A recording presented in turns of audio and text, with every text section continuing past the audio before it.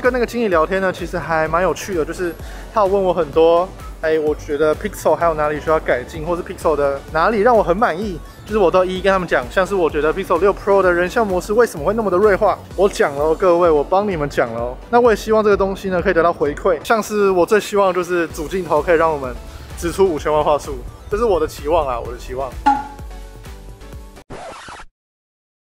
嘿，各位，那我们现在到就是 Pixel 8 Pro 的发表会，然后还有 Pixel 8，还有 Pixel Watch 2这样。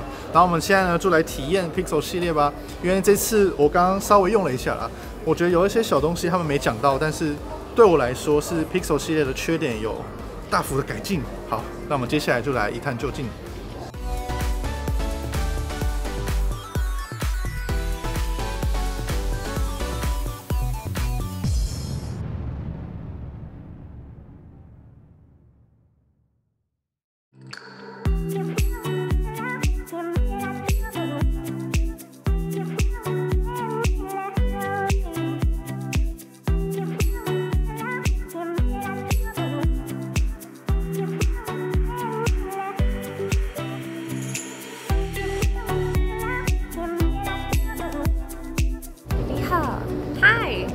你是谁？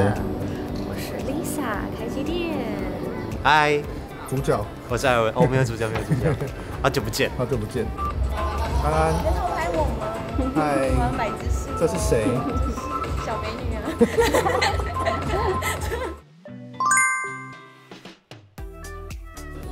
然后界面方面的话呢，在一般的界面下，我们右下角这个点开之后呢，就是 Pro Control， 所以我们就可以做这一堆调整的动作，这样就是亮度啊、阴影、白平衡，然后对焦点、快门，还有 ISO 这样。哇，那它这支呢是手动对焦部分也有峰值对焦，还不错。速度最慢呢是16秒。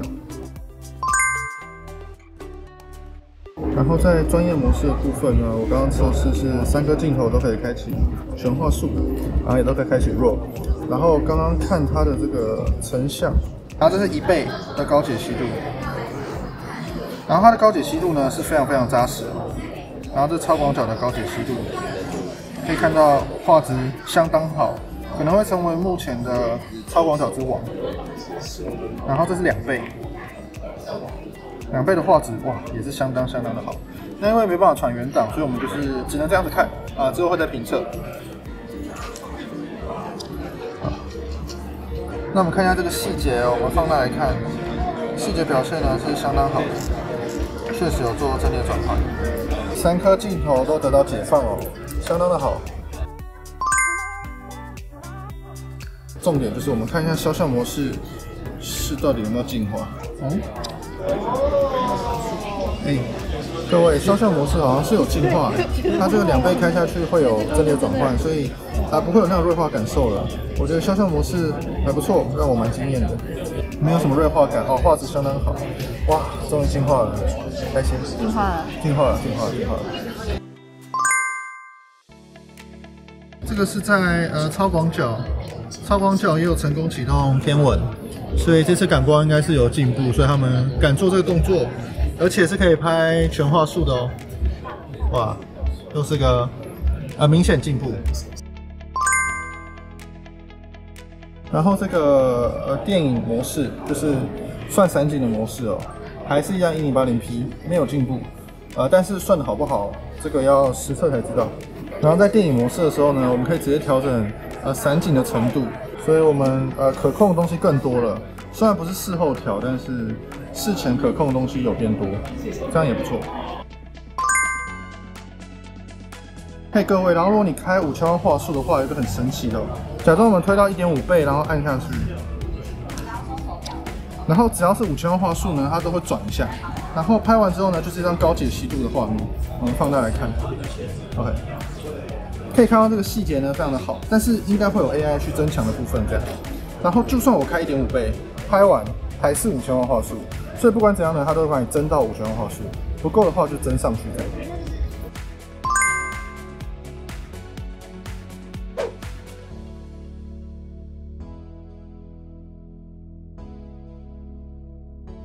完美合照，然后还会读我们刚刚有拍过几张脸，然后会自动做替换哦。看一下我，真的有好，换一下莫娜，换奇怪一点。嘿嘿嘿。啊，换的很好换你。哇，它的合成。至少我只有2张。哇，你只有2张，哇，这个真的很强是因为我戴帽子吗？有可能。所以它读不出来。这好强哦。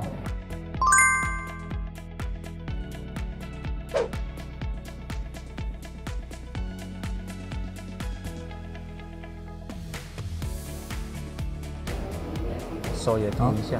对，涂一下你的手。对，好。OK。放。好。长按它。移动。很酷很酷你可以把它放大之类的，让它站得比较近一点的感觉。好 ，OK。这样。好，确定。好，确定这个。对。哇，这个魔术修图。等它一下，他说是云端运算。哇。它旁边。它右边的是怎样？不同版本。对，不同的，因为你可以看到人走了之后，后面是。所以它一次都是3个版本，是不是？对，那你觉得这些版本不太适合的话，你最后面就有一个更多。对，像这个就有拍到天空的嘛，然后一样是它会自己去侦测。刚刚按了这个魔术模式之后呢，你下面这边是没有这个按钮的。那这边它侦测到天空，所以它有这个按钮。那你可以改天空、改黄昏，可以改水面。OK。那比如刚刚提到天空嘛，那我们就按一下天空。对，所以你看天空的光影跟云都会有改变。然后这个是有加入一些像黄昏一样的感觉，然后这个是湛蓝的，所以它有好几种。那如果你觉得这些还不够，我们还可以再产生另外一组结果。好 ，OK。那刚刚已经体验完 Pixel 8 Pro 了，我觉得它有很多功能都超出我的想象，就是他们其实有偷偷更新蛮多东西的，像是人像模式，终于更新了，之前那个很恐怖的锐化感已经不见了，所以我觉得这一次人像模式的表现很好。然后其余的地方呢，就是它的高像素模式，目前看起来的表现也是相当扎实的哦。然后就算你今天推到1.5倍，它还是会输一张5000万画素的照片给你，所以它也会有他们的 AI 在增强的部分，所以这完全是一只 AI 手机。然后在那个魔术修图的部分，我们刚刚体验的结果超级恐怖、超强，它真的很像上一部影片我讲的，很像它的行动 Photoshop 的感觉，超赞欸！所以如果你没有订阅 Adobe 的话，真的可以考虑这只手机哦。那我们今天影片就到这里，接下来就等我的详细实测吧。